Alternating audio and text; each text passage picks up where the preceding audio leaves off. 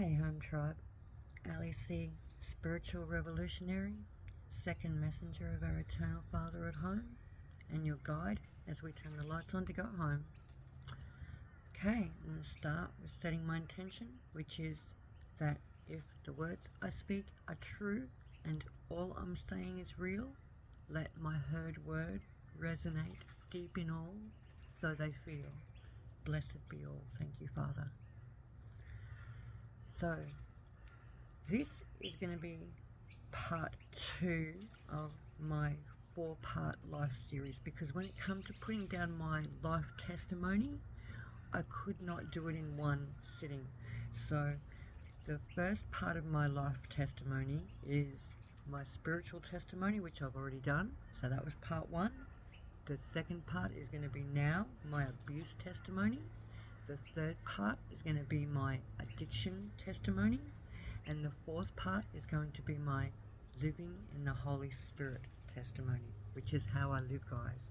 I live in our Father's grace and glory every single moment of every day since I was 14, and I need to share that with you so desperately, because that is my testimony, you know, as well as all the abuse. So I've got my abuse testimony that I'm giving now. So part 2 of my 4-part life testimony is, the first one was my spiritual testimony, which you've already done. You saw it in my outfit, my look at me now outfit. My second part is now my addiction testimony. The third part will be my abuse testimony, and the fourth part will be my living in the Holy Spirit testimony. Okay, guys, so this is where I'll probably start my abuse testimony. Actually, I'll start it at the age of 5, when I watched my father spit at my mother when they were breaking up. That was the first time I ever saw abuse, you know? And it was just horrible. However, my mother left and she became amazing. She always was amazing. She was amazing there, but she became even more amazing when she left. But that was probably my first interaction with abuse. But for my own personal abuse, started when I was probably 7 years old. I was a ratbag kid. Oh, I was a horrible kid. And as I said, my mum just left my father at 5, when I was 5, and so I was a horrible kid. When she left my father, she had my grandmother move in with her mother move in with us. And so that was actually, she lived with us when she was with my father still. So that's probably part of the reason why they broke up. You know, truth be known, no shitting you. But anyhow, so my grandmother used to live with us. That's how I got looked after, by my grandmother. Because my mother worked 3 jobs, the phenomenal, amazing machine that she was. You know, not machine, because she was just a loving as well. She wasn't even just a machine, she loved me as well.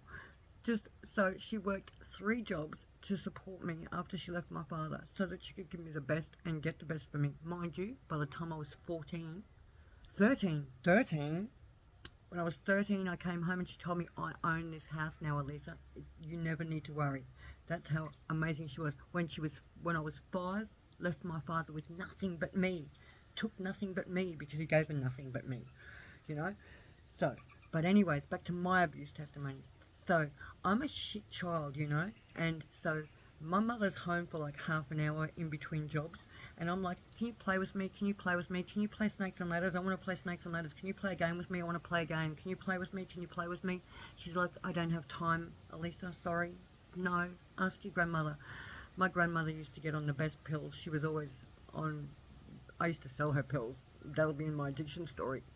But, so, she used to get on the mad pills. She was always on Mogadons, Valium, Serapax every night. So, she's all pilled out, and I've been asking her, can you play with me? Can you play with me? She's like, no, I'm going to bed. Stop harassing me. I'm watching Wheel of Fortune. So, I'm, as I said, only child, really, really spoilt, rotten, because my mother had 2 miscarriages before me, so she used to treat me like her golden child, like her special gift child, which, you know, so I was sport rotten. So here I am, or thinking like, how dare she go to work and not play with me? Who is she to go to work and not play with me first? Oh my god! And like, so her boyfriend shows up, which, so he shows up and like he's a bit of a drunk. So he shows up probably about 8 o'clock, 8:30 at night. My nana's cold, you know, from all of her pills. My mum's still at work because she used to work until like 2 in the morning and shit sometimes. At least until 12 at night, but mostly until 2 in the morning, you know. As I said, a machine of a woman. So he's come knocking on the door, drunk. He's going like, can I come in and wait for your mum? I'm like, yeah, but can you play with me though? Ha ha ha ha ha ha ha. Damn straight he could play with me, home tribe. Not the sort of plan I was thinking of though. However, play he did. And the game kept on going until it became to a point, because as I said, I was long-term molested. So molested from the time I was 7 till the time I was 11, when I told my mum probably. And so here I am, and as the game goes on, the more it goes, the more you like it. The more I liked it. The more I sat there waiting for it, the more I wanted him to come and do it. The more I would say to him like, where were you? Why didn't you come and do this to me? Where were you? I was waiting for you. I was waiting for you. I liked it. I waited for it. I wanted him to do it. I used to get upset when he didn't do it. This is the symptoms of continual ongoing abuse. These are the symptoms regardless of male or female. It's so nasty, so cruel. These people tell you that what they're doing to you is a big secret that you don't want to tell anyone. It's just between you two. As kids, you think like, wow, I've got a secret. I'm cool. I've got the secret. I'm cool. So here you go, keeping it. You're thinking like, wow. And it's a cool secret because it feels so good as well. So like, I'm getting all this good shit. None of you know about it. You know? It's like, so as children, this is why it's called stealing a child's innocence, because children are not geared to be able to understand what's going on when they have sex too soon, when they are sexually exposed. They don't even have to literally have sex. It's just exposed to sexual innuendo by touching anything, you know, any sex with children is stealing their innocence. Same as with if they're beaten or abused. I luckily didn't have to undergo that. However, I can tell you that it's exactly the same things as being sexually abused. They're textbook things. And so, back to my abuse.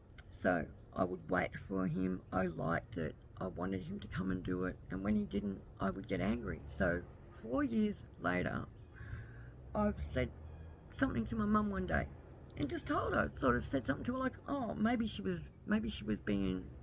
I was, because like, I was a horrible kid. I was a cunt of a kid. I was always trying to get rid of Bobby, her boyfriend, because I wanted my mum. My mother was never there. So I wanted my mum when she was there. So I wanted to get rid of him all the time. So I was always trying to cause trouble with them, get rid of him, you know, make up things so that she'd get rid of him. And so when I told her, she's gone to him and said, what the hell is this about my daughter's just said to me about, and he's gone like, she's telling you stories again, Glenys. She wants you to get rid of me again. It's just another one of her ploys so that you can get rid of me and I'll be gone.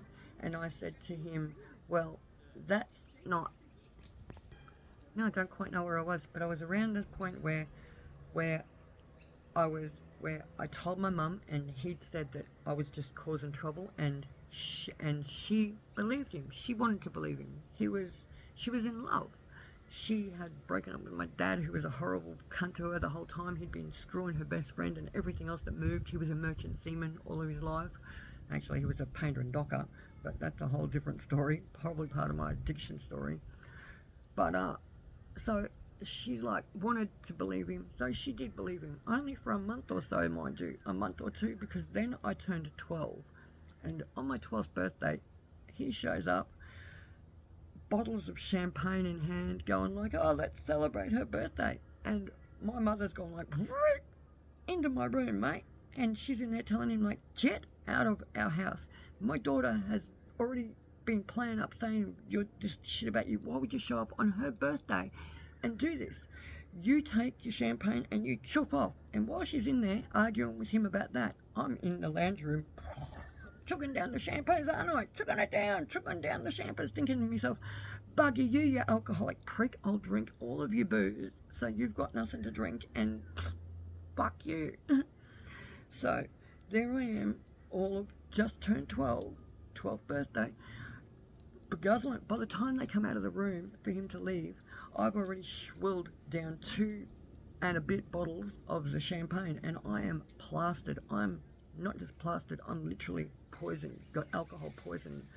I literally have been, I'm sick, I'm trying to jump out of windows, I'm hallucinating, I'm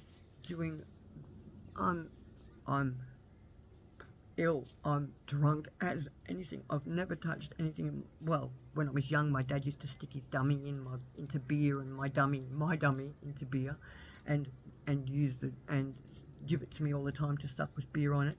However, that's really, so chugging all the champagne, trying to jump out the window. My mother's had to call the Poisons Bureau. She's freaking out. I'm got literal poisoning, alcohol poisoning. So she realizes that something's really going on. My kid wouldn't do this unless there was something really going on. So she tosses him to the curb, never to be seen again. Oh, I think he comes by a couple of times after that, and she's like, get the fuck out of our house. You know, if she wasn't such a good woman, she would have knocked him probably when he come back. But she's a really good woman, a God-fearing woman always. So, anyways, so here I am. I've literally gone, and so there we are. My mother's like aware now that this is real, and he's gone. But me, I'm a wreck, trying to kill myself all the time. She's coming home from work all the time, and as I said, my nana would be out cold by 6, 7 at night. She'd be out cold. My mum would be at work, and I'd be drinking Black Douglas, I think it was back then, and Passion Pop and Paris, you know, and I'd be drinking that, and I'd be throwing my nana's pills down my throat. And remember earlier I said how my nana's pills were really good ones, not just Panadol or anything. They were Mogadons, Therapax. They were the hardcore shit. So I'm throwing those down my throat at 20 and 30 and whole packets at a time. And my mother's coming home to me like foaming at the mouth, and she's racing me to hospital, to the ambulance, to the local ambulance centre, which was just up the road, luckily for her.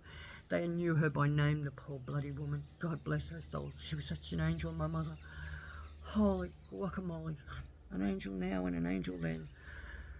So they knew her by name, the people at the ambulance station, from me trying to kill myself that regularly. So you'll actually hear when in my spiritual testimony how I say by the age of 14 I was actually down at the Gold Coast where I'd hitchhiked with one of my 16-year-old friends, ready to sell myself as a whore to some fat bastard that took us to a motel and rented a motel with 2 kids to have sex with them. And that's what I was about to do when our Father graced me with his presence and his glory, and the notion to know that he was there. So that was my spiritual testimony. But anyway, this is my abuse testimony. So there I am. But once I met our Father in that motel, he explained to me that it was not my fault that I used to sit there and wait for it and that I enjoyed it. He explained to me, how he explained it to me, actually, Home Tribe, was he said to me, because I'm still a child, mind you, 14 years old, and he's saying to me, like, when you get pinched, it doesn't hurt, you don't tell yourself it's going to hurt, do you? And I was like, no. He's like, it just hurts, hey, without you thinking about it. I'm like, yeah, of course it does. And he's like, so when you get tickled, it feels good, and you laugh, and like it tickles without you saying to yourself, oh, this is going to tickle. It just does, doesn't it? I said, yeah, of course it does. He's like, that's the same as when someone touches you sexually. This is why children are not meant to be touched, he told me, because that is how I created your body. I created your body so magnificently that when it is touched, it will feel amazing for you, because this is something that I created into the human body. And you cannot uh, hate on yourself for my creation, my child. Do not be hating on yourself because of how amazingly I created you, that you don't even need to tell yourself how things are going to work, because your body just does it automatically. So he said to me, when you've been waiting there, it's not because of something you wanted, it's your body betrayed you. And I'm sorry, my child, he said to me, he said, I'm sorry, my child. And he said, but I had to create it with such presence, such capacity, or else it wouldn't have worked right, it would never have been right. So, but this is why it's wrong for children to be touched, he said to me, because they're not mentally able to understand what's happening to them. That's why they run around off their trees trying to tamper with their best friends once they've been long-term tampered with. They try and molest their best friends when they sleep over, things like that. They want to have sex all the time with people because they know how good it feels. They've been unleashed on a feeling of good that they don't understand has how to control it, what it's meant for, that it's meant for a loving thing, to be a beauty thing, to share between special, you know? And children don't understand this, they don't have that capacity. So when our father explained all this to me, I had to stop hating on myself, because I literally understood what he said. It made sense, that what he told me. So I couldn't hate on myself anymore, because if I was hating on myself, as he explained to me, if I hated on myself for the way my body worked, then I would be hating on him. And I was like, I don't want to hate on you. You seem pretty cool. He's been pretty cool to me since I've met him. You know, he's been really cool. So I didn't want to hate on him. So I listened to him, and it made sense. And I'm luckily born with common sense.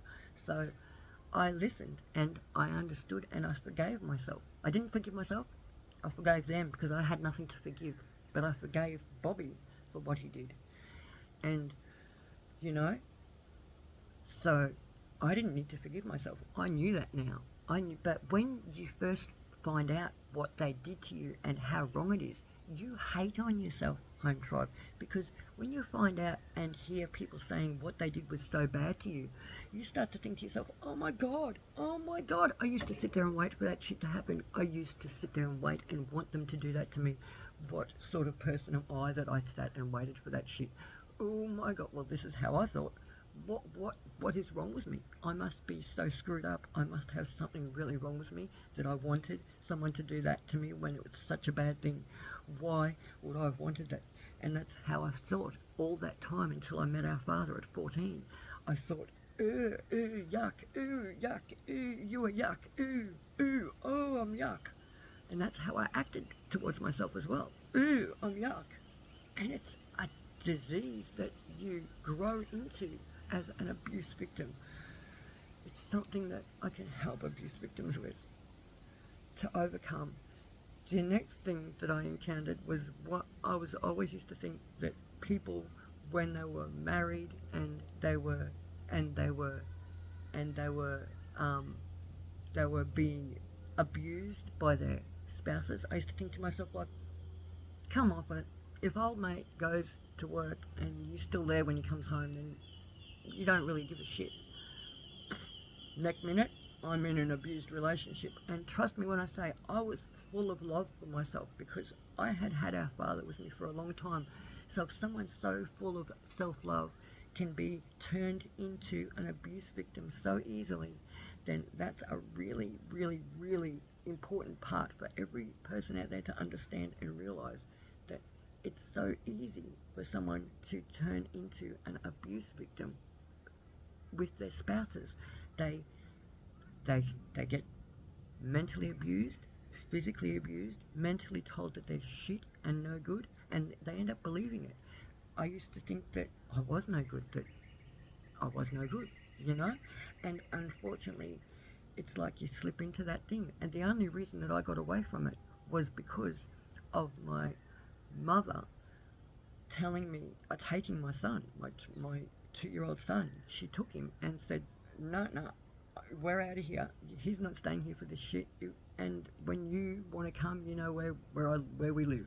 And so I was there within 3 hours, home drive, at my mum's, where they live now. Don't you worry about that. I was gone there with her. Oh, I forgot to tell you. Also, raped at the age of 13 by my first boyfriend's father, because I wouldn't have sex with my boyfriend. He wanted to have sex and I didn't.